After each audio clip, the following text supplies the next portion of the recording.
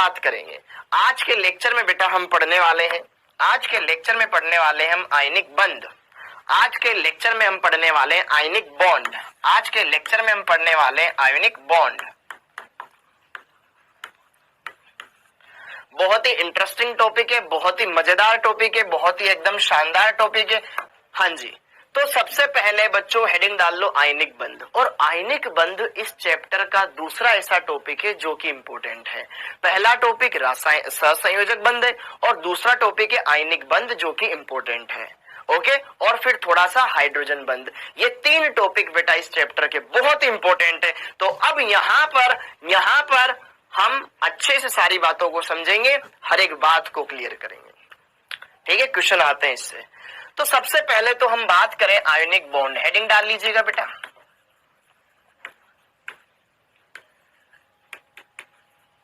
Ionic bond. आयनिक बंध क्या है? आयनिक बंध क्या है? तो अगर हम बात करें आयनिक बंध के बारे में, जैसे कि सबसे पहले मैंने आपको बताया था कि बंध दो प्रकार के होते हैं, एक होता है प्रबल, एक होता है दुर्बल।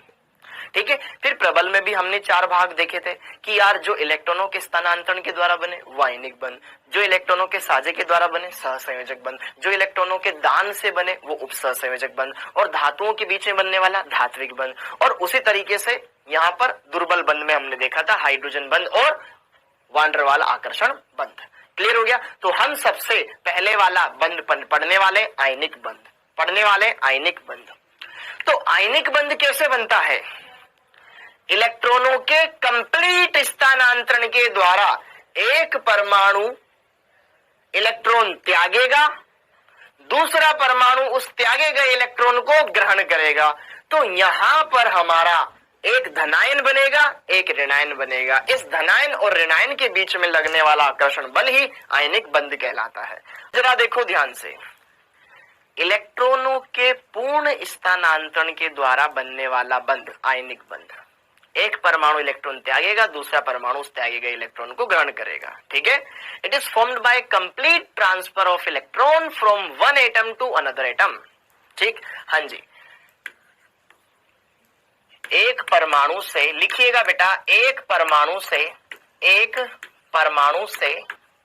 दूसरे परमाणु में इलेक्ट्रॉनों के पूर्ण स्थानांतरण, यहीं से हेडिंग डालना है। एक परमाणु से दूसरे परमाणु में इलेक्ट्रॉनों के पूर्ण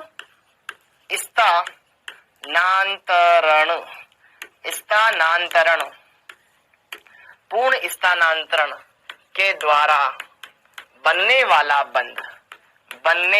बंध आयनिक बंध कहलाता है। आयनिक बंध कहलाता है। लिखेंगे बच्चों, आयनिक बंध कहलाता है। ठीक है, कंप्लीट ट्रांसफर ऑफ इलेक्ट्रॉन। एक एटम अपने बाह्य कोश के इलेक्ट्रॉन त्यागेगा, दूसरे ग्रहण करेगा। बस इतना सा मौज मस्ती होनी है। जैसे कि NaCl का निर्माण। अब आपको पता है NaCl में सोडियम इलेक्ट्रॉन त्यागेगा, फिर क्लोरीन उसके द्वारा त्यागे गए इलेक्ट्रॉनों को ग्रहण करेगा। ध्यान से यहां पर NaCl का निर्माण, NaCl का निर्माण। तो NaCl का निर्माण कैसे होगा? सर सबसे पहले तो सोडियम धनायन बनेगा, फिर क्लोरीन ऋणायन बनेगा, फिर आयनों के बीच में आकर्षण होगा, फिर आयनिक बंध बनेगा। तो जरा देखो ध्यान से, NaCl का निर्माण बेटा कैसे होता है? सबसे पहले होगा हमारे Na+ का निर्माण, क्योंकि आयनों के बीच में लगने वाला बंध ही कहलाता है, आयनों के बीच में बनने वाला बंध ही कहलाता है आयनिक बंध। तो Na+ का निर्माण, Na+ का निर्माण कैसे होगा? कि सर सोडियम धातु है, तो धातु सोडियम है, सोडियम के बाह्यतम कोश में कितने इलेक्ट्रॉन है? टोटल इलेक्ट्रॉन बताऊं तो 2,8,1। तो इसके बाह्यतम कोश में बेटा 1 इलेक्ट्रॉन है, तो अष्टक पूरा करने के लिए ये 1 इलेक्ट्रॉन त्याग देगा, हाँ या ना? ये सोडियम ने इलेक्ट्रॉन त्याग दिया। कितने इलेक्ट्रॉन त्यागे? 1, तो 1 धनावेश आ गया, तो ये सोडियम धनायन बन गया। ठीक, और जैसे ही सोडियम धनायन बना, अब इसके द्वारा त्यागा गया इलेक्ट्रॉन ये क्लोरीन ग्रहण कर लेगा, तो फिर बन जाएगा Cl- का निर्माण, ऋणायन का निर्माण।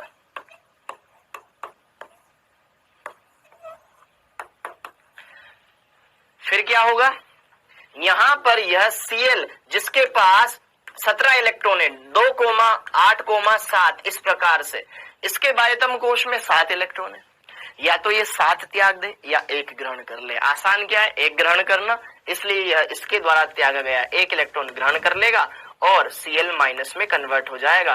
तो इसका भी स्टेप पूरा 2,8,8, यहां भी स्टेप पूरा 2,8, ये बन गया धनायन और यह बन गया ऋणायन। तो जरा देखो ध्यान से, आयनिक बंध में एक परमाणु इलेक्ट्रॉन त्यागेगा, सोडियम ने इलेक्ट्रॉन त्याग दिया और फिर दूसरा परमाणु उसको ग्रहण करेगा, कर लिया, तो एक धनायन बना, एक ऋणायन बना। अब फाइनली आयनिक यौगिक बनेगा, अब फाइनली आयनिक यौगिक बनेगा। भाई इतना ही लिखा है, टाइम पर आया करो, ठीक है, ओके। अब थर्ड पॉइंट है आयनिक यौगिक का निर्माण, बिल्कुल ही सिंपल, समझ में आ रहा है। थर्ड, आयनिक यौगिक का निर्माण, आयनिक यौगिक का निर्माण, का निर्माण।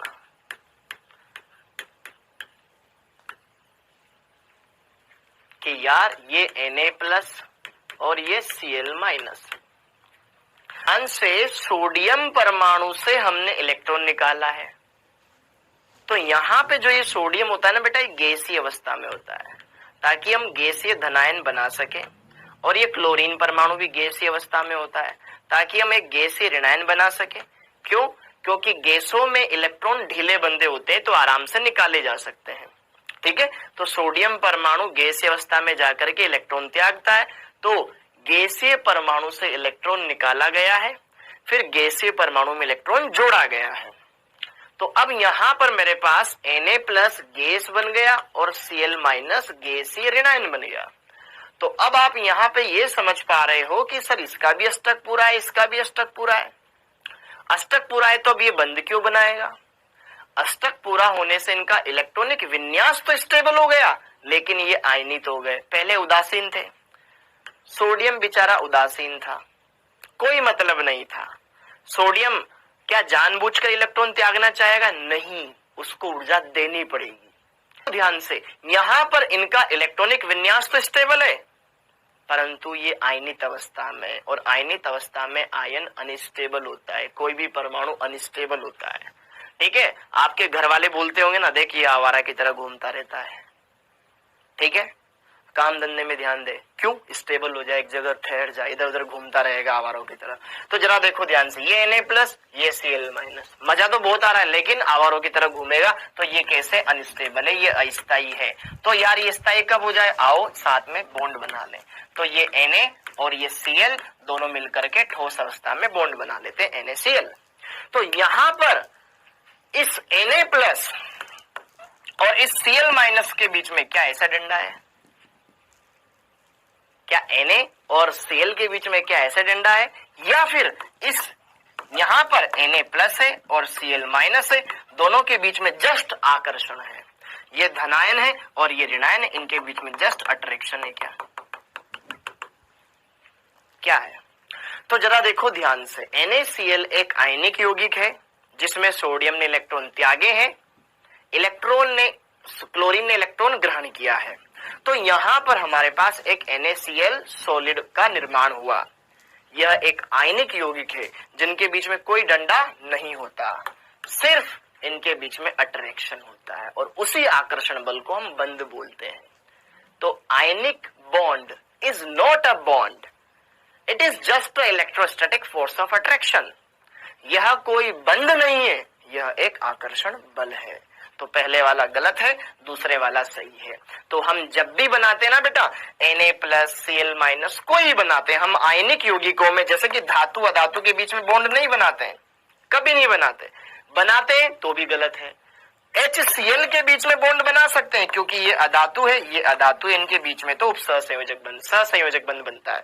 जबकि यहाँ पर सोडियम धातु है, क्लोरीन अधातु है, इनके बीच में आयनिक बंध बनता है। और आयनिक बंध, तो यहाँ पे जरा देखो ध्यान से, आयनिक यौगिक में क्या होता है, एक परमाणु इलेक्ट्रॉन त्यागेगा, धनायन बनाएगा, दूसरा परमाणु ऋणायन बनाएगा इलेक्ट्रॉन ग्रहण करके। तो दोनों के मिलने से दोनों के इसका धनायन और इसका ऋणायन बन गया, ये धनायन में कन्वर्ट हो गया, ये ऋणायन में कन्वर्ट हो गया। दोनों के धनायन और ऋणायन के बीच में लगने वाला आकर्षण बल यही कहलाता है आपका आयनिक बल या आयनिक बंध। यही है आपका आयनिक बंध, आयनिक बंध, यही है आपका आयनिक बंध। ठीक है, ओके, ये है आपका आयनिक बंध, ये है आपका आयनिक बंध। ओके, ये है आपका आयनिक बंध। अब आगे, तो यहां पर आयनिक बंध के बारे में हमें इतना तो समझ में आ गया, एक परमाणु इलेक्ट्रॉन देता है, दूसरा उसको लेता है, इतना समझ में आया, बस इतना सा। एक परमाणु इलेक्ट्रॉन देगा, जितने इलेक्ट्रॉन देगा उतना धनावेश आएगा, जितना इलेक्ट्रॉन दूसरा ग्रहण करेगा उस पर उतना ऋणावेश आएगा। क्या बोलते हो, क्लियर? ओके, ऐसे हो गया। तो अब आगे देखो, तो सोडियम धनायन बन गया, क्लोरीन ऋणायन बन गया। तो अब यहां पे जरा देखो ध्यान से, अब हमें ये पढ़ना है कि यार आयनिक बंध बनाने के लिए क्या कंडीशन होनी चाहिए। तो आयनिक बंध के लिए आवश्यक शर्त, आवश्यक शर्तें, आयनिक बंध कब अच्छा बनेगा, कब ज्यादा बढ़िया इसमें मजा आएगा बंध बनाने में। तो पहली कंडीशन क्या, कि जो आयनिक बंध है वो धातु और अधातु के बीच में बनता है।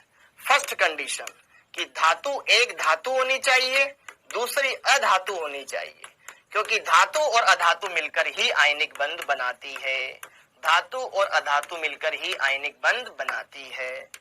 First condition, metal plus non metal, धातु हो दूसरी अधातु हो। जैसे कि पहले वर्ग की कोई धातु ले लो, दूसरे वर्ग की कोई धातु ले लो, अधातु 15वें वर्ग की ले लो, 16वें वर्ग की ले लो, 17वें वर्ग की ले लो, उनके बीच में, हाँ जी, ये पहला रीजन। दूसरा, अब देखो ध्यान से, आयनिक बंध बनाने के लिए धातु को इलेक्ट्रॉन त्यागना पड़ेगा, तो हम कौन सी धातु ले? तो जरा देखो ध्यान से, यहां पर सोडियम Na+ बनाता है, धनायन बनाता है, तो सोडियम ने इलेक्ट्रॉन त्यागा, तो कोई भी परमाणु इलेक्ट्रॉन अपने आप तो नहीं त्यागता, उसको ऊर्जा देनी पड़ती है। तो किसी भी गैसीय परमाणु से इलेक्ट्रॉन निकालने के लिए दी गई ऊर्जा क्या कहलाती है? आयनन ऊर्जा।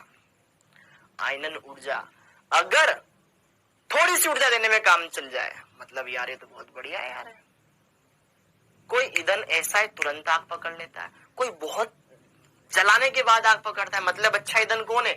जो जल्दी जल रहा है, फटाफट से जल रहा है। तो उसी तरीके से यहां पर धातु ऐसी होनी चाहिए, धातुओं के लिए आयनन ऊर्जा कम होनी चाहिए, धातुओं के लिए आयनन ऊर्जा कम होनी चाहिए, धातुओं की आयनन ऊर्जा कम होनी चाहिए, तब अच्छा आयनिक बंध बनेगा। क्योंकि अच्छी धातु जल्दी इलेक्ट्रॉन त्यागेगी और जल्दी इलेक्ट्रॉन त्याग के जल्दी धनायन बनाएगी। तो यहां पर धातुओं की Ie आयनन ऊर्जा का मान कम होना चाहिए, कम होना चाहिए, तो अच्छे से यहां पर धनायन बनेगा, हमें कम ऊर्जा देनी पड़ेगी। सेम अधातुओं के लिए, अधातु उस इलेक्ट्रॉन को ग्रहण करती है, जब भी कोई गैसीय परमाणु इलेक्ट्रॉन ग्रहण करता है तो ऋणायन बनाता है, उस दौरान ऊर्जा निकलती है, उस निकलने वाली ऊर्जा को क्या कहा जाता है? इलेक्ट्रॉन बंधुता। इलेक्ट्रॉन बंधुता वो ज्यादा से ज्यादा होनी चाहिए, क्योंकि जितनी ज्यादा ऊर्जा बनेगी, जितनी ज्यादा ऊर्जा निकलेगी, सिस्टम की ऊर्जा घट जाएगी, सिस्टम स्टेबल हो जाएगा। तो दूसरा पॉइंट, अधातुओं की Ea इलेक्ट्रॉन बंधुता, Ea का मान अधिक होना चाहिए, अधिक होना चाहिए, अधिक होना चाहिए। देखो फोर्थ पॉइंट, अब एक धनायन हमने बना लिया, एक ऋणायन हमने बना लिया, अब धनायन और ऋणायन मिलने से आयनिक यौगिक बनेगा। तो अब इस धन और इस ऋण के बीच में भी आकर्षण, आकर्षण से ऊर्जा निकलती है और आयनिक यौगिक बनेगा, बनेगा। धनायन और ऋणायन मिलकर के एक आयनिक यौगिक बना रहे हैं, उस आयनिक यौगिक को बोलते हैं अपन, उससे संबंधित ऊर्जा होती है जालक ऊर्जा। जब एक धनायन एक ऋणायन के समीप आकर के आयनिक यौगिक बनाता है तो उस दौरान भी ऊर्जा निकलेगी, उस निकलने वाली ऊर्जा को बोला जाता है जालक ऊर्जा। तो जितनी ज्यादा होगी सिस्टम की स्टेबिलिटी उतनी ही ज्यादा होगी, ठीक है, ऊर्जा निकलेगी तो फायदा होगा। तो यहाँ पे आयनिक यौगिकों की जालक ऊर्जा अधिक होनी चाहिए, आयनिक यौगिकों की जालक ऊर्जा अधिक होनी चाहिए, अधिक होनी चाहिए। ये कुछ पॉइंट्स है बेटा जो आपको ध्यान में रखने। देन लास्ट में ये जालक ऊर्जा हम अच्छे से पढ़ेंगे भी आगे, ठीक है। और लास्ट में फिफ्थ पॉइंट, परमाणुओं में विद्युत ऋणताओं का अंतर अधिक होना चाहिए। Electronegativity of atoms, electronegativity difference should be high. परमाणुओं की ईएन का अंतर ज्यादा होना चाहिए, क्योंकि एक परमाणु इलेक्ट्रॉन दे तो दूसरा उसको फट से खींच ले, है ना। जैसे कि ट्यूबलाइट के पास जैसे ही कीड़ा दिखता है छिपकली ले जाते, तुरंत जीप खींच के पकड़ लेती है उसको। तो एक देने वाला हो, दूसरा खींचने वाला हो। तो यहां पर ईएन डिफरेंस, परमाणुओं की ईएन में अंतर अधिक होना चाहिए, ठीक है। तो अब जरा देखो ध्यान से, देखो अधातुओं की आईई का मान कम होना चाहिए। सबसे कम होता है सीजियम धातु के लिए, सीजियम बेटा जैसे ही CS प्लस बनाती है इलेक्ट्रॉन त्याग करके, तो यहां पर जो आयनन ऊर्जा होती है वो मिनिमम होती है, सबसे मिनिमम होती है। तो सीजियम धनायन सबसे जल्दी बन जाएगा। और परमाणुओं की ईएन, इलेक्ट्रोनेगेटिविटी का अंतर सबसे ज्यादा होना चाहिए। तो फ्लोरीन है वो, सबसे ज्यादा फ्लोरीन परमाणु की विद्युत ऋणता। तो यहां ईएन का मतलब विद्युत ऋणता, ठीक है। तो विद्युत ऋणता जितना ज्यादा होगी ना दोनों परमाणुओं की, उतना बढ़िया बंध बनेगा। हाँ, फ्लोरीन की सबसे ज्यादा। तो सीजियम सबसे बढ़िया धनायन है और F माइनस सबसे अच्छा ऋणायन है, दोनों के मिलने से एक बढ़िया बॉन्ड बनेगा। तो यहाँ जालक ऊर्जा क्या है, पढ़ेंगे भी आगे, सुनते नहीं हो पूरी बात, ओके। तो इतनी बात क्लियर हो गई, साथ के साथ लिखते जाएं बेटा बढ़िया से अच्छे से। तो आयनिक बंध बनाना है तो ये 4-5 बातें ध्यान रखने, एक धातु हो दूसरी अधातु हो। अगली बात, धातु अच्छी होनी चाहिए, मतलब आसानी से इलेक्ट्रॉन त्यागने वाली होनी चाहिए। अधातु ऐसी हो जो आसानी से इलेक्ट्रॉन ग्रहण कर ले। फिर धनायन बन जाए, ऋणायन बन जाए तो उनके मिलने से ज्यादा ऊर्जा निकले, जालक ऊर्जा। और दोनों परमाणुओं की विद्युत ऋणताओं में अंतर ज्यादा होना चाहिए। सिस्टम निकाय मतलब जिसकी हम बात कर रहे हैं आगे। तो अब जरा देखो ध्यान से, आयनिक यौगिकों में परमाणुओं पर आवेश होता है और उसको कहा जाता है वैद्युत संयोजकता, वैद्युत संयोजकता। तो अब हेडिंग डाल लो बेटा, वैद्युत संयोजकता, इलेक्ट्रोवैलेंसी, सबको पता है वैद्युत संयोजकता, इलेक्ट्रोवैलेंसी, इलेक्ट्रोवैलेंसी। देखो ध्यान से, इलेक्ट्रोवैलेंसी, वैद्युत संयोजकता। मैंने आपको पढ़ाया था कि वैद्युत संयोजकता आयनिक यौगिकों के लिए इस्तेमाल की जाती है। तो वैद्युत संयोजकता क्या है, किसी परमाणु के द्वारा त्यागे गए या ग्रहण किए गए इलेक्ट्रॉनों की संख्या। कोई परमाणु कितने इलेक्ट्रॉन त्याग रहा है, कोई परमाणु कितने इलेक्ट्रॉन ग्रहण कर रहा है, उनकी संख्या है वही ये वैद्युत संयोजकता। पर क्या, परमाणुओं द्वारा त्यागे या ग्रहण किए गए इलेक्ट्रॉनों की संख्या।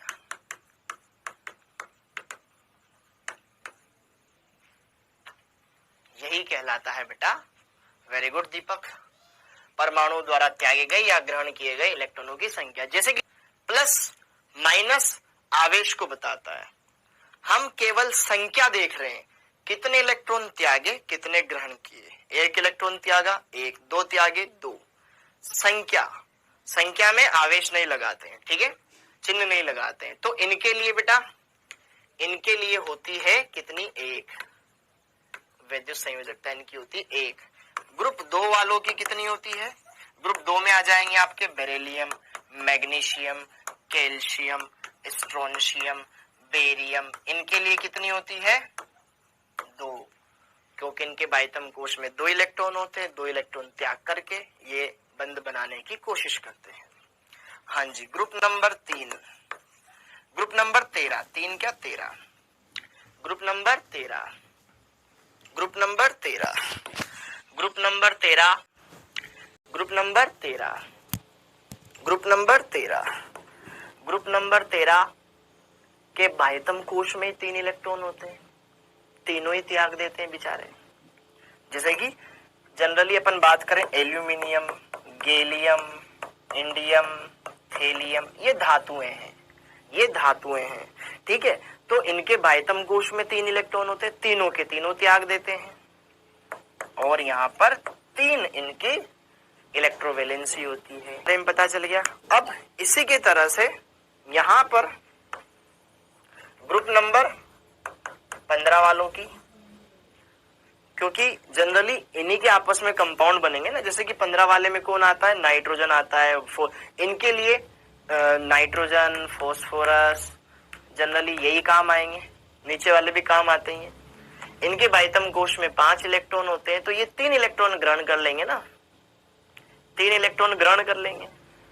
अरे नाइट्रोजन के बाह्यतम कोश में 5 इलेक्ट्रॉन होते हैं, तो अष्टक पूरा करने के लिए 3 इलेक्ट्रॉन ग्रहण कर लेगी ना। ये धातु इलेक्ट्रॉन देगी, ये ग्रहण कर लेगी, तो 3 इलेक्ट्रॉन ग्रहण कर दिए, ठीक है। अरे आशु जी वो भी देख लेंगे, कोई दिक्कत नहीं है। जनरली इन्हीं के कंपाउंड्स आपको मैक्सिमम देखने को मिलते हैं, इसलिए मैं बात कर रहा हूँ। ग्रुप नंबर 16 में आप ऑक्सीजन, सल्फर, सेलेनियम, इनके लिए ध्यान रख लो काफी। हाँ जी, ऑक्सीजन के बाह्यतम कोश में होते हैं 6 इलेक्ट्रॉन, 2 और मिल जाए भाई साहब इनका काम हो जाएगा, ठीक है। तो ये 2 इलेक्ट्रॉन ग्रहण कर लेते हैं, ये धातुओं के लिए या धातुओं के लिए, ठीक है। Okay, group number 17 fluorine, chlorine, bromine, iodine, इनको सिर्फ 1 इलेक्ट्रॉन ग्रहण करना होता है, जिससे काम हो जाएगा, ठीक है। धातुओं पर धनावेश होता है, इन पर ऋणावेश आएगा, खत्म बात। ओके, इन पर धनावेश रहेगा, उन पर ऋणावेश रहेगा। आवेश भी बोल सकते हैं, इन्हीं को आवेश भी बोल सकते हैं कि यार ये सारे के सारे +1 धनावेश दर्शाएंगे, ये सब +2 धनायन बनाएंगे, ये सब +3 वाले धनायन बनाएंगे, और ये -3 वाले ऋणायन बनाएंगे, ये -2 वाले ऋणायन बनाएंगे, ये -1 वाले ऋणायन बनाएंगे। अब आगे, अब आगे, ठीक है। ओके, तो हमने इस इलेक्ट्रोवैलेंसी को समझा। देखो अब आगे देखो, हाँ है ना। तो अभी अभी हमने एक यहाँ पर कंपाउंड को समझा, बढ़िया से क्लियर किया। सारी बातें क्लियर है, सारी बातें क्लियर है। हाँ जी, तो यहाँ पर एक क्वेश्चन करते हैं। निम्न में से किस में सर्वाधिक आयनिक लक्षण है? एक बारी ट्राई करेंगे आप। निम्न में से किसमें सर्वाधिक आयनिक लक्षण है? ठीक है, यहां पर मैंने लिखा बेटा LiF, NaF, KF, RbF और CSF। तो अभी अभी हमने पढ़ा था परमाणुओं की EN में अंतर अधिक होना चाहिए। जितना ज्यादा EN होगा, EN का अंतर जितना ज्यादा होगा, उसमें आयनिक लक्षण उतने ज्यादा आएंगे, क्योंकि आयनिक बंध बनाने के लिए आवश्यक शर्त है। तो जरा देखो ध्यान से यहाँ पर इसका सॉल्यूशन आंसर कि यार आयनिक लक्षण बेटा ज्यादा कब होंगे? जितना ज्यादा परमाणुओं की विद्युत ऋणताओं में अंतर होगा। डेल्टा EN जितना ज्यादा, आयनिक लक्षण उतने ज्यादा। हेनी स्मिथ का फॉर्मूला भी तो यही बोलता था, है ना। तो जरा देखो ध्यान से, फ्लोरीन सब में कॉमन है, फ्लोरीन तो सेम है। धनायन यहाँ पे लिथियम है, सोडियम है, पोटेशियम है, रुबिडियम, सीजियम है। ऊपर से नीचे जाने पर विद्युत ऋणता घटती जाती है, मतलब सबसे कम विद्युत ऋणता फ्लोरीन की और सबसे अधिक सबसे कम सीजियम की, सबसे ज्यादा उसकी। तो यही आंसर हो जाएगा ना, CSF। सर्वाधिक आयनिक।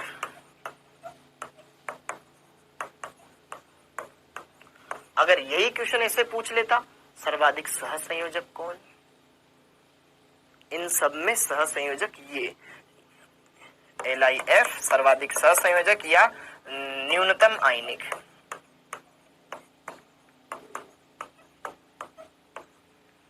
क्लियर हो गया बच्चों?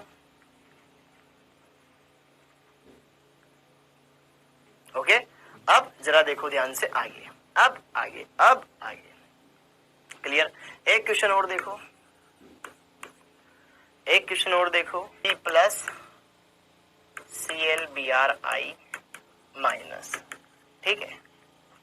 ये एक धनायन है, ये 3 ऋणायन है, तो यहां पर प्रोडक्ट संभावित उत्पाद होगा, संभावित अधिक संभावित उत्पाद होंगे। दिमाग लगाना बेटा बस, अधिक संभावित उत्पाद होंगे। A RbCl प्लस BrI, ठीक है।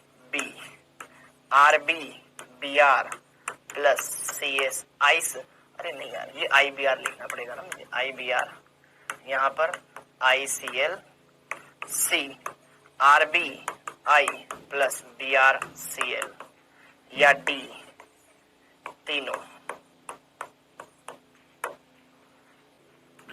जरा देखो ध्यान से यार, कौन सा कंपाउंड बनने के चांस ज्यादा है?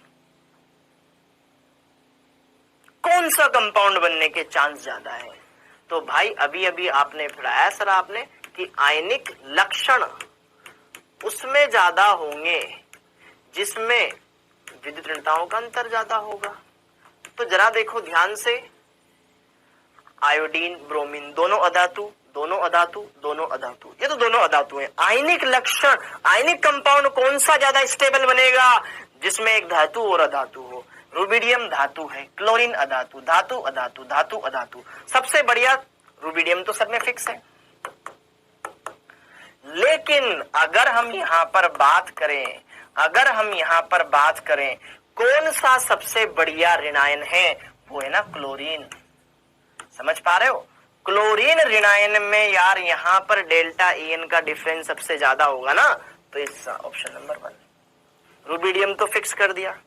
सबसे ज्यादा विद्युत ऋणता इसकी है, फिर ब्रोमीन की है, फिर आयोडीन की, सबसे कम रुबिडियम की है ना। विद्युत ऋणता हेलोजनों की ज्यादा होती है ना, तो सबसे ज्यादा स्टेबल कंपाउंड ये बनेगा। तो RbCl और IBr ये 2 कंपाउंड बन जाएंगे। खट्ट से दिमाग लगाना था, हो गया क्वेश्चन।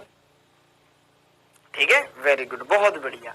तो हमने इस बात को भी क्लियर कर लिया, तो यहां पर हमने ये सीख लिया बेटा कि आयनिक कंपाउंड बनाने के लिए क्या कंडीशन आवश्यक होती है। अब आयनिक कंपाउंड में नई कॉपी ले ले बेटा। अब आयनिक कंपाउंड में हमने इन चीजों को तो समझ लिया। अब आयनिक कंपाउंड से रिलेटेड, आयनिक बंध बनाने से रिलेटेड हमने ये चीजें समझ ली। एक चीज बार बार आ रही थी बीच में, जालक ऊर्जा। क्या है जालक ऊर्जा?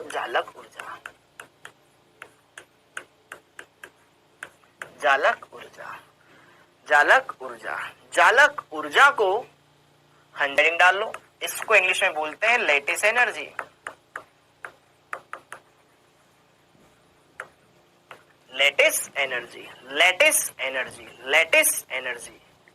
अब लैटिस एनर्जी को शॉर्ट में LE से दर्शाते हैं या U से दर्शाते हैं, कैपिटल U से दर्शाते हैं। लैटिस एनर्जी जालक ऊर्जा, शॉर्ट में इसे LE। अब जरा देखो ध्यान से, जालक ऊर्जा क्या है? जब 1 मोल आयनिक यौगिक का निर्माण उसके गैसीय आयनों के मिलने से हो, तो उस दौरान जो ऊर्जा निकलती है, उस निकलने वाली ऊर्जा को कहा जाता है जालक ऊर्जा। क्या बोलो? जब 1 मोल आयनिक यौगिक का निर्माण उसके गैसीय आयनों से मिलकर होता है, गैसीय धनायन और गैसीय ऋणायन, तो जो ऊर्जा निकलती है, उस निकलने वाली ऊर्जा को क्या कहा जाता है? जालक ऊर्जा। तो ये धनायन, ये ऋणायन, इन दोनों के मिलने से 1 मोल आयनिक यौगिक बना, तो जो ऊर्जा निकली उस ऊर्जा को बोलेंगे हम जालक ऊर्जा। और अगर उतनी ऊर्जा वापस दे दो हम, बट वापस टूट जाएगा।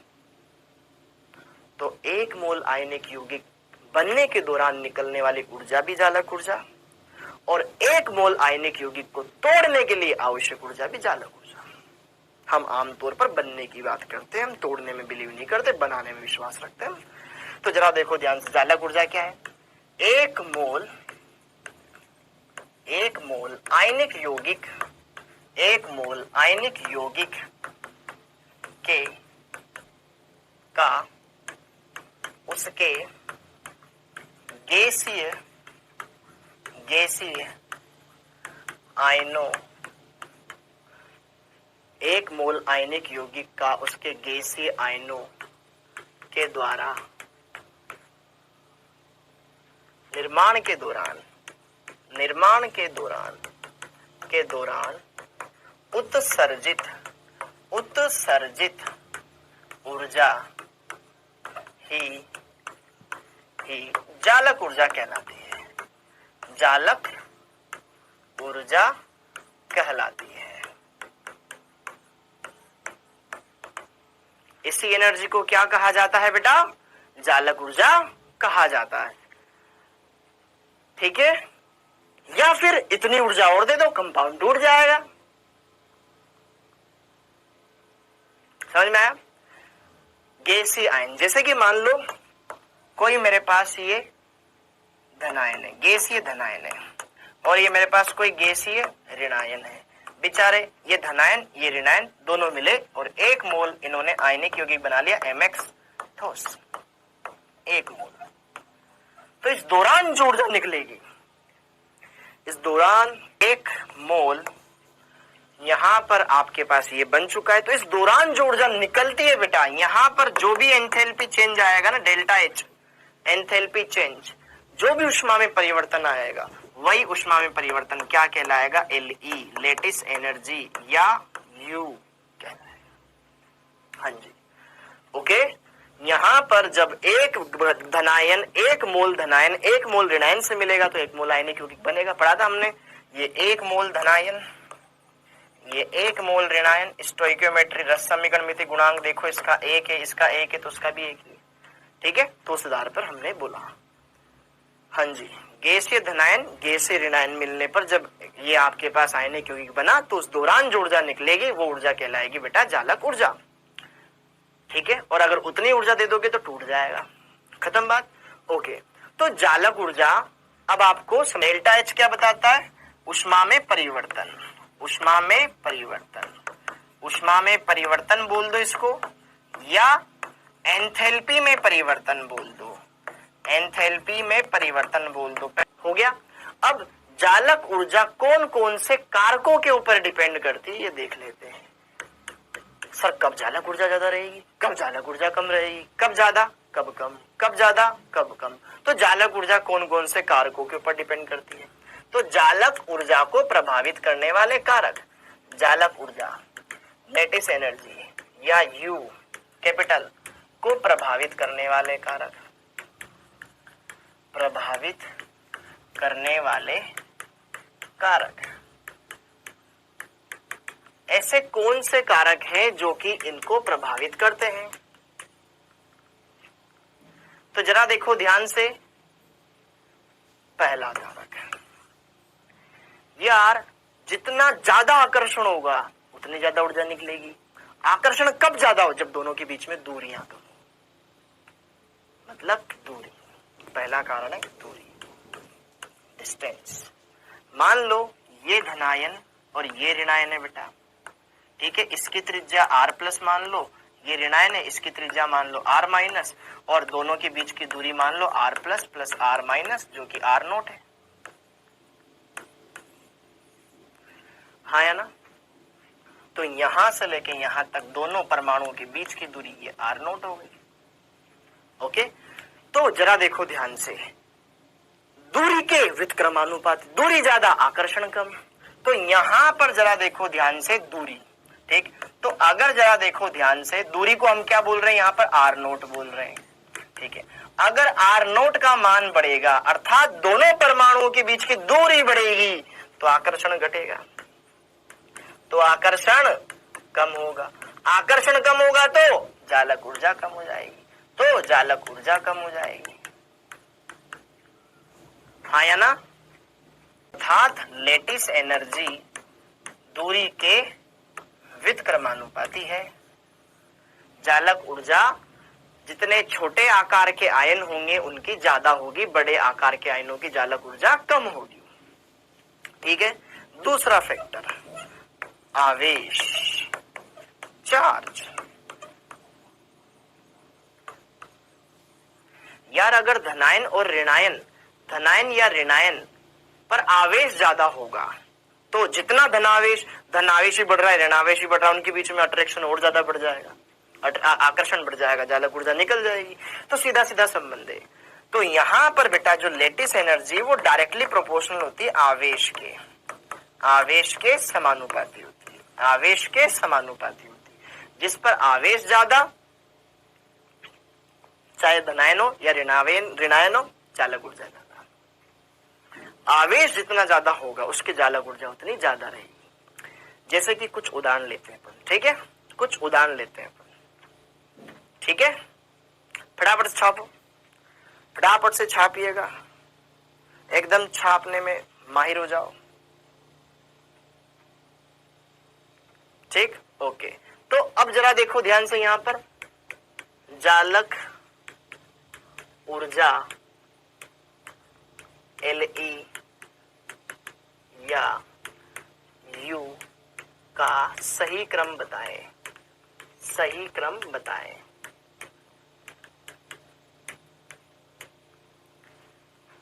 पहला क्वेश्चन, ठीक है, किसकी जालक ऊर्जा ज्यादा, किसकी जालक ऊर्जा कम। Are you getting my point? ठीक है। जैसे कि मान लो मैं चला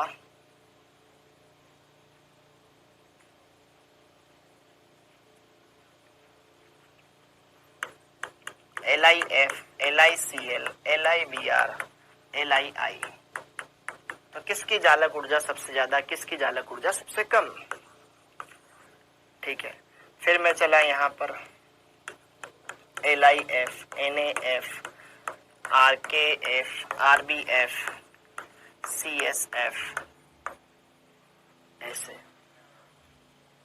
ठीक है, ओके। फिर अगर मैं बात करूं यहां पर, यार इसको नहीं लेते हैं उदाहरण को, ठीक है। जैसे कि मैंने मान लो LiF, Li2O, Li3N ले लिया, ये ले लिया, ठीक है। या फिर मैंने ले लिया Na2O, MgO, Al2O3, ये ले लिया, D, FeO, Fe2O3 ले लिया, ठीक है। किसकी जालक ऊर्जा ज्यादा है। तो यहां पे जरा देखो ध्यान से, एक सिस्टम पकड़ के रखो, देखो ध्यान से, LiF, LiCl, LiBr, Lii, तो Li समान है, बस ऋणायन बदल रहा है। तो यहाँ पे F minus, Cl minus, Br minus, I minus, नालाय को आवेश तो पता है ना तुम्हें किस पे कितना आवेश होता है। तो जरा देखो ध्यान से, धनायन फिक्स है, ऋणायन बढ़ रहा है, क्या यहाँ पे ऋणायन का आकार बढ़ रहा है। आकार बढ़ता है तो जालक ऊर्जा, आकार बढ़ता है तो जालक ऊर्जा, आकार बढ़ता है तो जालक ऊर्जा कम होती है, साइज बढ़ती है तो आकार जालक ऊर्जा घटती है, अर्थात सबसे ज्यादा जालक ऊर्जा इसकी है। जालक ऊर्जा का एक क्रम निकाल रहे हैं, ओके। हाँ जी, lithium lithium lithium, lithium fix है यहाँ पर F माइनस। ऑक्सीजन पर आवेश बताओ कितना है, ऑक्सीजन पर आवेश बताओ कितना है। ये 2 ऊपर ही गया होगा ना, ऋणावेश है ना 2 माइनस, ये 3 इसके ऊपर आया होगा ना 3 माइनस, तो ऋणावेश बढ़ रहा है, ऋणावेश LiC कर दीजिए। हाँ जी, तो जरा देखो ध्यान से, अब लेटिस एनर्जी आवेश के समानुपाती, जितना ज्यादा आवेश बढ़ेगा, यहाँ पे -1 है क्योंकि लिथियम पे तो +1 ही है ना सब जगह, तो देखो ऋणावेश बढ़ रहा है तो जालक ऊर्जा भी बढ़ेगी, ठीक है, ओके। हाँ जी, ओके। फ्लोरीन से बड़ा क्लोरीन होता है ना, तो बड़ा है ना, तो क्या दिक्कत है उसमें मीनू, तो हम जालक ऊर्जा क्रम देख रहे हैं, ठीक है। हाँ जी, ओके, अब Na2O, MgO, Al2O3, oxygen fix है, धातु चेंज हो रही है, यहाँ पे Na प्लस, मैग्नीशियम पर +2, एल्यूमिनियम पर +3। तो जरा देखो ध्यान से, जितना ज्यादा आवेश उतनी ज्यादा जालक ऊर्जा, इसकी जालक ऊर्जा ज्यादा है इससे। ठीक है, FeO यहाँ पे +2 चार्ज है, यहाँ पे +3 चार्ज है, इसकी जालक ऊर्जा ज्यादा है। ठीक है, तो जालक ऊर्जा वाला कॉन्सेप्ट समझ में आया कि नहीं आया? आया कि नहीं आया? बुझा के बुझ गया? बुझा के बुझ गया? बुझ गया? ठीक है। Al2O3, Ga2O3, किसकी जालक ऊर्जा ज्यादा है? किसकी जालक ऊर्जा ज्यादा है? किसकी जालक ऊर्जा ज्यादा है?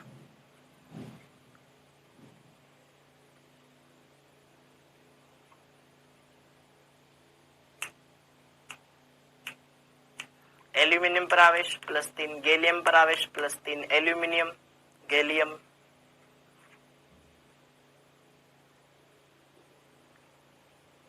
गैलियम का आकार एल्यूमिनियम से भी छोटा होता है।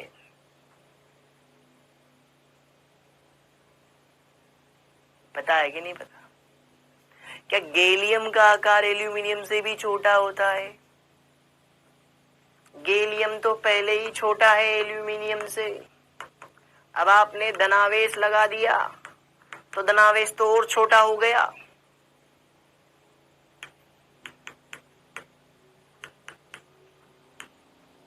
तो ये बड़ा है, ये छोटा है, अर्थात इसकी जालक ऊर्जा ज्यादा होगी।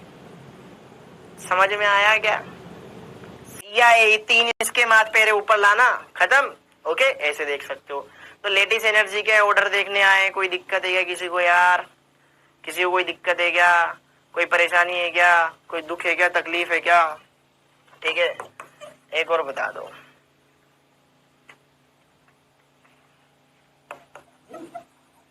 MgF2,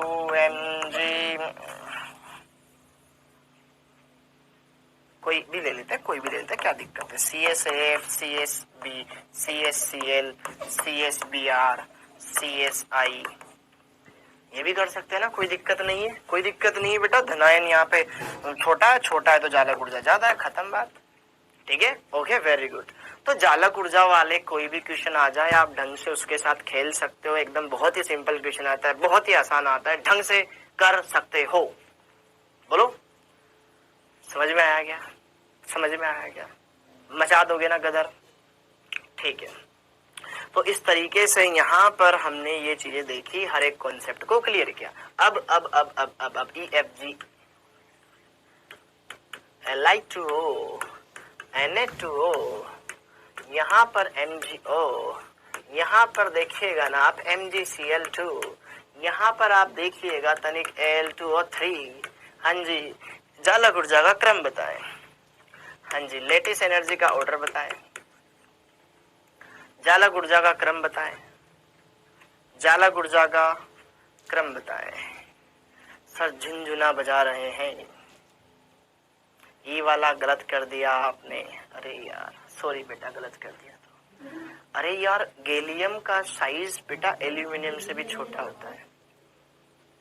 RK मुजफ्फर, एल्यूमिनियम आपने पढ़ा है, लेंथेनाइड कॉन्ट्रैक्शन, संक्रमण संकुचन पढ़ा है कि गैलियम का साइज बहुत ही ज्यादा छोटा हो जाता है। ठीक है, ओके, हाँ जी, ओके। अब जरा देखो ध्यान से, यहाँ पर इनमें बताओ सबसे ज्यादा जालक ऊर्जा, सबसे ज्यादा जालक ऊर्जा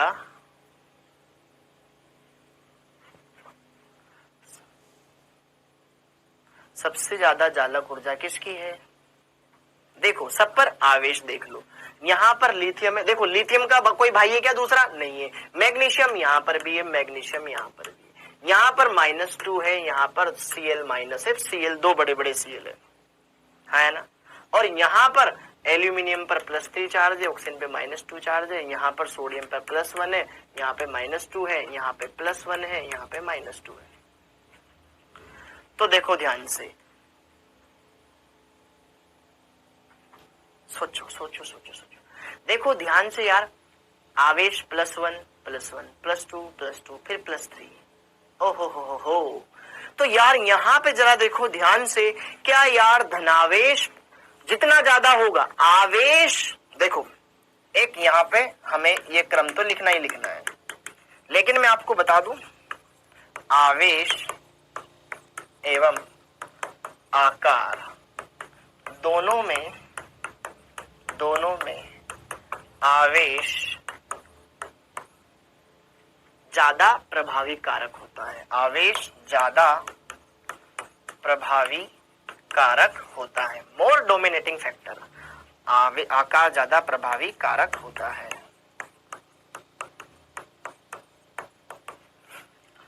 ओके, तो जरा देखो ध्यान से, सबसे कम आवेश सबसे कम जालक ऊर्जा, सबसे कम आवेश जालक ऊर्जा सबसे कम, सबसे कम आवेश जालक ऊर्जा सबसे कम, सबसे कम आवेश जालक ऊर्जा सबसे कम। देखो ध्यान से, यहां पर कहा गया लिथियम, और यहां पर जरा देखो ध्यान से, लिथियम पर सबसे कम धनावेश है, लिथियम पर सबसे कम धनावेश है, अर्थात इसका आकर्षण सबसे दुर्बल रहेगा, हाँ या ना। यहां पर सोडियम, अब जरा देखो ध्यान से, यहां पर सारे कॉन्सेप्ट समझना, बढ़िया है समझना। क्या आपने विकर्ण संबंध पढ़ा था लिथियम और मैग्नीशियम में? क्या हमने ये बोला है कि आकार, लिथियम का आकार मैग्नीशियम के बराबर होता है? बोला था बेटा। लेकिन अगर मैं दोनों पे +1 आवेश लगा दूं तो दोनों का आकार बराबर, लेकिन इस पे +2 आवेश लगा दूं तो ये और छोटा हो गया, हाँ या ना। तो जरा देखो ध्यान से, अगर मैं लिथियम प्लस और Mg2+ की बात करूं तो भैया ये बड़ा है आकार में, इन दोनों का आकार तो बराबर होता है, लेकिन आवेश में तो ये हो गया। जरा देखो ध्यान से, अब इसमें देखो, सबसे अगर हम देखें सबसे बड़ा धनायन कौन सा है, सबसे बड़ा धनायन कौन सा है, सबसे बड़ा धनायन कौन सा है, मेरे को ये बता दो। धनायन का आकार, धनायन का आकार देखो भाई, यहां पर एल्यूमिनियम पे +3 है, फिर मैग्नीशियम पे +2 है, सोडियम पर +1 है। तो धनावेश घटने पर आकार बढ़ता है, लिथियम ऊपर आता है, सोडियम नीचे आता है।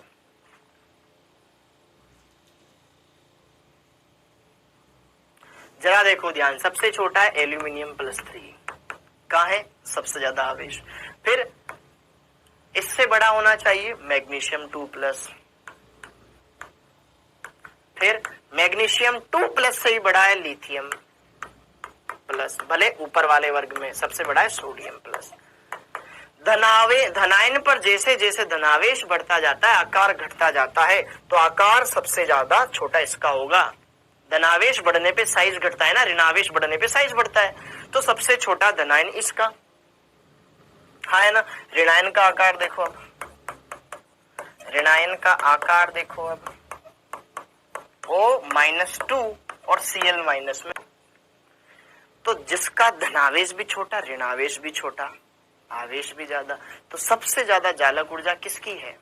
सबसे ज्यादा जालक ऊर्जा है बेटा Al2O3 की, क्योंकि इसमें धनायन भी छोटा है, आवेश भी ज्यादा है, ऋणायन भी छोटा है, आवेश भी ज्यादा है। ठीक है, फिर इसके बाद अगला कॉम्बिनेशन बनेगा तो वो मैग्नीशियम का बनेगा, अगला कॉम्बिनेशन बनेगा तो मैग्नीशियम का बनेगा, तो मैग्नीशियम वाले की जालक ऊर्जा अब ज्यादा आएगी। तो जरा देखो ध्यान से, अब मैग्नीशियम में ऑक्साइड भी है, मैग्नीशियम में क्लोराइड भी है, मैग्नीशियम में ऑक्साइड भी है, मैग्नीशियम में क्लोराइड भी है, तो मैग्नीशियम तो दोनों में कॉमन, लेकिन छोटा MgO, ऑक्सीजन तो MgO की जालक ऊर्जा ज्यादा। ठीक है, फिर आ जाएगा आपके पास MgCl2, फिर उसके बाद आ जाएगा आपके पास अब लिथियम वाला, लिथियम का कंपाउंड Li2O, और सबसे Na2O लास्ट में, हाँ या ना। तो जरा ये सीक्वेंस पर एक बार नजर मार लो, Na2O की जालक ऊर्जा सबसे कम, Al2O3 की सबसे ज्यादा। ठीक है, ठीक है, कहीं पे कोई दिक्कत, कहीं पे कोई दिक्कत? एक बार ठंडे दिमाग से सोच लो, टेक योर टाइम, दिमाग को एकदम बूस्ट करो और सारी चीजें क्लियर करो। जिसपे धनावेश भी ज्यादा, ऋणावेश भी ज्यादा, उसकी जालक ऊर्जा ज्यादा। तो Al2O3 ऐसा कंपाउंड है जिसमें धनावेश भी ज्यादा है, ऋणावेश भी ज्यादा है। फिर उसके बाद यहाँ पर +2 धनावेश और -2 ऋणावेश, यहाँ पे सबसे ज्यादा +3 वाला, फिर ये +2 वाला, फिर यहाँ पर ये क्लोरीन बड़ा आकार का हो गया बेटा, ठीक है। और फिर यहाँ पे Li2O से बड़ा है Na+, जितना बड़ा धनायन होगा ना फिर जालक ऊर्जा कम हो जाएगी। देखो दूरी के व्युत्क्रमानुपाती है, दूरी के व्युत्क्रमानुपाती है। यहाँ पर आपको मैंने अलग से बता दिया धनायन का आकार, ऋणायन का आकार, फिर आप समझ जाना, थोड़ा दिमाग लगाना कर लोगे। हाँ जी, तो जालक ऊर्जा का क्या क्रम होता है ये हमने समझ लिया। तो जरा देखो ध्यान से, यहाँ पर आवर्ती विचलन Le का आवर्ती विचलन, Le का आवर्ती विचलन, Le का आवर्ती विचलन, लेटिस एनर्जी का आवर्ती विचलन क्या होता है? तो बहुत ही सिंपल है, लेफ्ट टू राइट, बाएं से चले दाएं, बाएं से दाएं, बाएं से दाएं, और टॉप टू बॉटम, ऊपर से नीचे। अब बच्चों बताओ, बाएं से दाएं चलने पर क्या आकार में कमी आती है? लेफ्ट टू राइट चलने पर बेटा लेटिस एनर्जी बढ़ती जाती है, ठीक है, ओके। क्योंकि आयनिक यौगिक बहुत ही कम बनते हैं ना, इसलिए। तो अगर अपन देखो, पहले वर्ग पर आवेश +1, दूसरे वालों पे +2 और 13वां वाले पे +3, तो धनावेश बढ़ता जा रहा है, तो जालक ऊर्जा बढ़ती है। ऊपर से नीचे आएंगे तो आकार बढ़ता जाता है, जालक ऊर्जा घटती जाती है, ठीक है। ऊपर से नीचे आने पर लेटिस एनर्जी घटती जाती है। तो ये बात भी आप नोट डाउन कर ले, काम आएगी आपके बहुत अच्छे से। ध्यान से यहाँ पर आगे, अब आगे तो हमने ये समझ लिया। अब जरा देखो ध्यान से, यहाँ पर अगला कॉन्सेप्ट हम पढ़ेंगे, बोर्न हेबर चक्र, बोर्न हेबर चक्र, born Haber cycle.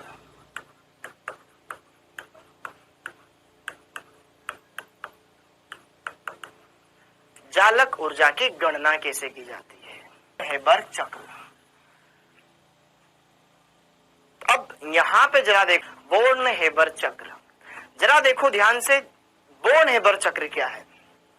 Born Haber वैज्ञानिकों के नाम है। इन्होंने क्या किया, इसकी मदद से बेटा हम जालक ऊर्जा की गणना कर सकते हैं। जालक ऊर्जा की गणना,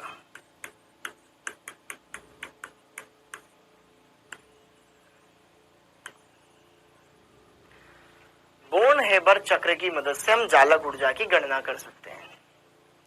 तो बोर्न हेबर चक्र क्या है? बोर्न हेबर चक्र एक ऐसा चक्र है जो कि किसी आयनिक यौगिक के निर्माण, कोई भी आयनिक यौगिक हुआ, जैसे कि मान लो मैंने कुछ भी यौगिक बना दिया है ना, आयनिक यौगिक, उस आयनिक यौगिक के दौरान जो भी ऊष्मा परिवर्तन हुआ है, आयनिक यौगिक का निर्माण हुआ, तो उस आयनिक यौगिक के निर्माण के दौरान जो भी ऊष्मा परिवर्तन हो रहा है, जो भी ऊष्मा परिवर्तन हो रहा है, तो ऊष्मा में परिवर्तन, एंथैल्पी में परिवर्तन, आयनिक यौगिक का निर्माण हुआ, उसका संभवन हुआ, तो उसको बोला जाता है संभवन की एंथैल्पी। तो उस आयनिक यौगिक के संभवन की एंथैल्पी अर्थात निर्माण की एंथैल्पी को हम आयनन ऊर्जा, इलेक्ट्रॉन बंधुता, जालक ऊर्जा, बंध वियोजन ऊर्जा, उनसे संबंधित कर सकते हैं इस चक्र के जरिए। मतलब बोर्न हेबर चक्र एक ऐसा चक्र है जो किसी आयनिक यौगिक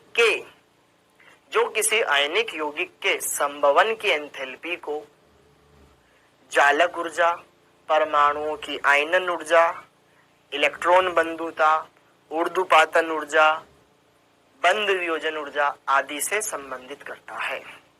थोड़ा सा इसमें लिखिए, बोर्न हेबर चक्र, बोर्न हेबर चक्र, बोर्न हेबर चक्र, बोर्न हेबर चक्र किसी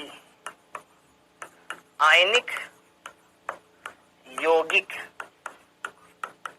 के संभवन, अब संभवन का मतलब होता है बेटा फॉर्मेशन, संभवन का मतलब होता है निर्माण, संभवन की एंथैल्पी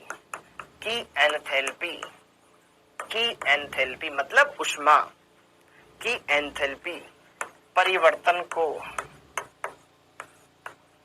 को जालक ऊर्जा, जालक ऊर्जा, परमाणुओं की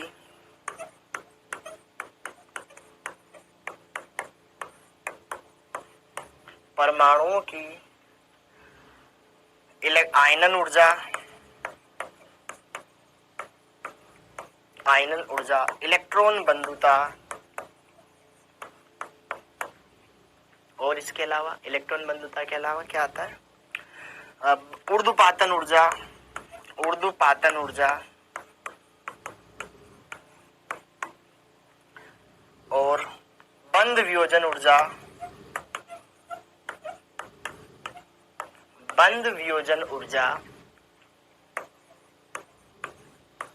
आदि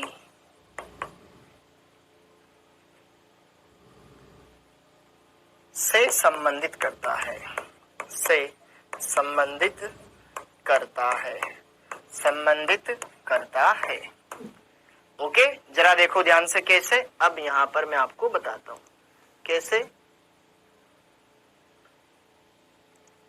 हाँ जी, संबंधित करता है। जरा देखो ध्यान से, बोर्न हेबर चक्र क्या होता है? एक ऐसा चक्र, देखो ध्यान से यहां पर क्या है ये, उदाहरण देके समझाता हूं। जैसे कि NaCl का निर्माण हो रहा है, NaCl का निर्माण। अब आपसे बोलो, आपसे बोला जाए कि यार सत्यम 11th में पढ़ा था, वेरी गुड, बहुत बढ़िया बेटा। संभवन मतलब कोष्टक में क्या लिखा हुआ है? संभवन का मतलब क्या लिखा हुआ है कोष्टक में? निर्माण से। हाँ जी, NaCl का निर्माण। अब NaCl का निर्माण, जैसे कि आपसे बोल दूं मैं कि NaCl का निर्माण करो, तो तुम क्या करोगे? एक तो सोडियम है, क्लोरीन है, तो सोडियम लाओगे। सोडियम कैसा होता है? ठोस। सोडियम कैसा होता है? ठोस। आप सोडियम लेकर आए, सर मेरे को सोडियम का टुकड़ा मिल गया। अब मैं बोलूं क्लोरीन लेके आओ, तो क्लोरीन क्या लेके आओगे? क्लोरीन तो गैस होती है, लेकिन ये तो जुड़ी हुई होती है, Cl2 गैस। आप ये लेके आए, तो आप ये दोनों लेकर आ गए। इन दोनों से मिलाकर के क्या बनाना है आपको? NaCl बनाना है। अब NaCl खुद अपने आप में क्या होता है? ठोस। खुद अपने आप में क्या होता है? ठोस। तो इस सोडियम के टुकड़े और इस क्लोरीन गैस के अणु के मिलने से ये NaCl बना होगा। तो इसके निर्माण के दौरान total enthalpy change of formation, F का मतलब फॉर्मेशन, निर्माण, यहां पर ये है संभवन की ऊष्मा, ये है संभवन की ऊष्मा, डेल्टा HF, ये है संभवन की ऊष्मा। अब जो भी हुआ होगा, जो भी हुआ होगा, जैसे कि आपकी शादी हुई, तो आपके भाई जैसे किसी की शादी हुई कि भैया शादी में यार 12 लाख का खर्चा हो गया यार, तो टोटल खर्चा है वो है 12 लाख। अब 19-20 ऊपर नीचे तो हो ही सकता है ना, लेकिन 12 लाख कैसे? कि यार 5 लाख तो इसमें लग गया, 5 लाख गहने बनाने लग गया, 5 लाख खाना वाने में, ऐसे पैसे अलग कैसे लग गए। तो ये तो कुल ऊष्मा है। अब हर एक खर्चा बताना पड़ेगा ना, तो जरा देखो ध्यान से, सोडियम ठोस अवस्था में है, सोडियम ठोस अवस्था में, क्योंकि सोडियम गैसीय अवस्था में ही तो इलेक्ट्रॉन त्यागेगा लल्ला, तो इसको सोडियम ठोस को सोडियम गैस में ले जाना पड़ेगा। तो यहाँ पे ऊष्मा लगेगी कि नहीं लगेगी? यहाँ पे ऊष्मा लगेगा कि नहीं लगेगा? लगेगी कि नहीं लगेगी? लगेगी। तो यहां से ठोस से गैस में कन्वर्जन ऊर्ध्वपातन कहलाता है। तो ऊर्ध्वपातन के लिए इस्तेमाल ऊर्जा ऊर्ध्वपातन ऊर्जा, तो डेल्टा H ऊर्ध्वपातन, ऊर्ध्वपातन, समझ में आया? तो ऊर्ध्वपातन की एंथैल्पी यहाँ ये हमें देनी पड़ी।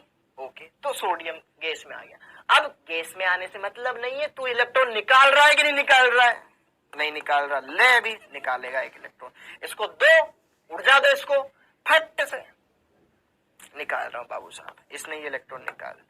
इस दौरान काम आने वाली ऊर्जा डेल्टा H आयोनाइजेशन एनर्जी, आयनन ऊर्जा, वेरी गुड, बहुत ही बढ़िया। तो ये Na गैस में आ चुका है और इलेक्ट्रॉन त्याग करके गैसीय धनायन बना चुका है। क्या धनायन बन चुका है? Very good.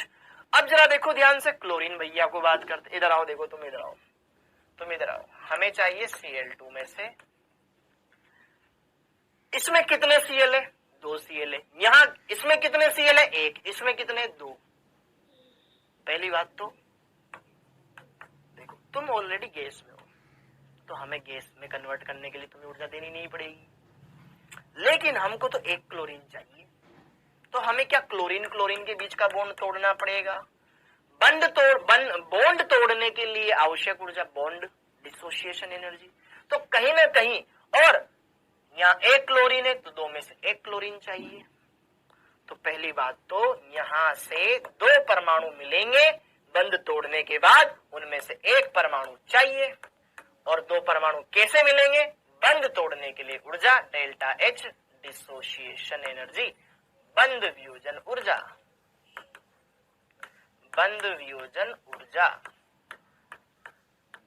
ये भी देनी पड़ेगी। तब जाकर के दो में से हमको एक क्लोरीन मिल गया जो कि सीधा सीधा गैसीय अवस्था में था। अब हम इलेक्ट्रॉन ग्रहण कर सकते हैं इसका। ये इलेक्ट्रॉन त्यागा, इसने वो इलेक्ट्रॉन ग्रहण किया और क्लोरीन ऋणायन बना लिया। तो अब यहाँ पर जब कोई उदासीन गैस से परमाणु इलेक्ट्रॉन ग्रहण करता है तो निकलने वाली ऊर्जा को क्या कहा जाता है? ई इलेक्ट्रॉन एफिनिटी, इलेक्ट्रॉन बंधुता। तो ये धनायन बन गया, ये ऋणायन बन गया। क्या धनायन अकेला रहेगा? क्या ऋणायन अकेला रहेगा? नहीं, इनको तो मिलना है, बेचैन है। क्लियर है? ओके, इस धनायन को इस ऋणायन से मिलना पड़ेगा, तभी तो NaCl ठोस बनेगा। तो जब एक मोल धनायन एक मोल ऋणायन के साथ मिलेगा तो कौन सी ऊर्जा निकलेगी? तो कौन सी ऊर्जा निकलेगी? तो कौन सी ऊर्जा निकलेगी? Lattice energy. जब यह धनायन इस ऋणायन के साथ मिलेगा और इस कंपाउंड में जाएगा तो यहां पर ये धनायन जब इस ऋणायन के साथ मिलेगा तो यहां पे एक ऊर्जा निकलेगी, उस निकलने वाली ऊर्जा को बोलते हैं लैटिस एनर्जी। तो भैया टोटल इतना खर्चा हुआ, कुछ यहाँ पे हमें देना पड़ा, यहाँ पे भी देना पड़ा, यहाँ पे भी देना पड़ा, यहाँ उल्टे हमारे पैसे उन्होंने माफ कर दिए। भाई जी ने बढ़िया थे यार, किल रख लो यार, आप तो घर के आदमी हो। यहाँ ऊर्जा निकल गई, यहाँ ऊर्जा निकल गई, टोटल ऊर्जा इतनी। तो जरा देखो ध्यान से, तो डेल्टा एच एफ NaCl की संभवन की जो कुल ऊर्जा है वो सब प्रकार की ऊर्जाओं का योग रहेगी। सबसे पहले डेल्टा एच ऊर्ध्वपातन चिन्ह, क्वेश्चन में बेटा चिन्ह दिया जाएगा, आपको टेंशन नहीं है, ऊर्ध्वपातन ऊर्जा प्लस फिर यहाँ पर, अच्छा सुनो देखो ध्यान से, 1/2 क्यों किया? क्योंकि दो में से एक क्लोरीन चाहिए ना पगले। हाँ जी, ये तो NaCl के लिए था, हर एक परमाणु के हर एक अणु के लिए अलग अलग होगा, दिमाग लगाना पड़ेगा। जैसे कि मैग्नीशियम होता तो वो तो 2 इलेक्ट्रॉन लेता है। अगर यहाँ पे बेटा मैग्नीशियम होता तो मैग्नीशियम के बाह्यतम कोश में 2,8,2 बाह्य कोश में 2 इलेक्ट्रॉन होते मैग्नीशियम के, तो इससे 2 इलेक्ट्रॉन निकलवाने पड़ेंगे। मैग्नीशियम होता तो 2 बार ऊर्जा देनी पड़ती। IE1 पहला इलेक्ट्रॉन निकाला, IE2 पहला इलेक्ट्रॉन निकाल के प्लस में 1 में चला गया, फिर वो एक बार ऊर्जा और, तो इसको नहीं मान रहा है, Mg2 प्लस में गया। हाँ या ना? तो आपको ठंडे दिमाग से सोचना है, अणु क्या दे रखा है, कुछ भी दिया जा सकता है पेपर में, कुछ भी दिया जा सकता है। सर आपने तो ये पढ़ाया था, पेपर में ये आ गया, तो मैं बोल रहा हूं खुद, आपको अणु देख करके काम करना है। समझ में आ गया? इसकी जगह NaCl की जगह MgCl2 ले लेते तो हमको तो दोनों के दोनों क्लोरीन चाहिए थे, तो यहाँ पर 1/2 नहीं लगाना पड़ता, दोनों के दोनों क्लोरीन चाहिए MgCl2 में, तो बस केवल तोड़ना था, 1/2 नहीं करते, तोड़ना था 1/2 नहीं करते। डिपेंड करता है कि आपको बनाना क्या है। मुझे मैग्नीशियम आयन चाहिए, बन जाएगा भैया, सोडियम मैग्नीशियम गैस से परमाणु बनाया, फिर 2 बार ऊर्जा दी, ये मैग्नीशियम +2 आयन बन गया। ठीक है, अब क्लोरीन 2 क्लोरीन है, उसमें भी 2 ही है, दोनों के दोनों चाहिए, मतलब बंद तोड़ दो, 1/2 मत करो उसका, बंद तोड़ दो, 1/2 मत करो, तो कट डेल्टा एच डिसोसिएशन ये हो गया। फिर इलेक्ट्रॉनों को ऊर्जा दे दो, खत्म बात, तो यहाँ पे आ जाएंगे। ठीक है, 2 CLA दोनों के लिए ऊर्जा को जोड़ना पड़ेगा ना, 2 बेटे हैं, दोनों की शादी होगी ना, हाँ या ना? एक की करवाएगा क्या? क्लियर? ओके, खट से बन जाएगा, फिर यहाँ पे आ यही कहानी। तो जरा देखो ध्यान से, हर एक बात को आपको क्लियर। हाँ जी, तो डेल्टा एच ऊर्ध्वपातन हो गया, प्लस डेल्टा एच आयनन ऊर्जा ये देनी पड़ती है, प्लस 1/2 डेल्टा एच बंध वियोजन ऊर्जा, बंध वियोजन ऊर्जा, बंध वियोजन ऊर्जा ये देनी पड़ती है। EA निकलती है, क्वेश्चन में ऑलरेडी चिन्ह माइनस के साथ दिया जाएगा, बस तुम्हें रखना है। LE लेटिस एनर्जी निकलती है, क्वेश्चन में माइनस के साथ दिया जाएगा। ठीक है, ओके, तो ये हमारे पास एक यहाँ पर ये आ गया। इसकी मदद से बेटा अगर सब कुछ समझ में आ जाएगा तमन्ना किसकी करोगे? तो आई होप आपको ये समझ में आ गया होगा। यहाँ पर आपको ये पता हो, ये पता हो, ये पता हो, ये पता हो, ये पता हो, तो आप जालक ऊर्जा ज्ञात कर सकते हो। अगले लेक्चर में इस पे क्वेश्चन कर लेंगे ताकि आपका ये टॉपिक क्लियर हो जाएगा, बढ़िया से कॉन्सेप्ट क्लियर हो जाएगा। तो जो बच्चे पढ़ लिए बढ़िया से अच्छे से अगली क्लास में रिवाइज करके आए, इसके क्वेश्चंस करेंगे।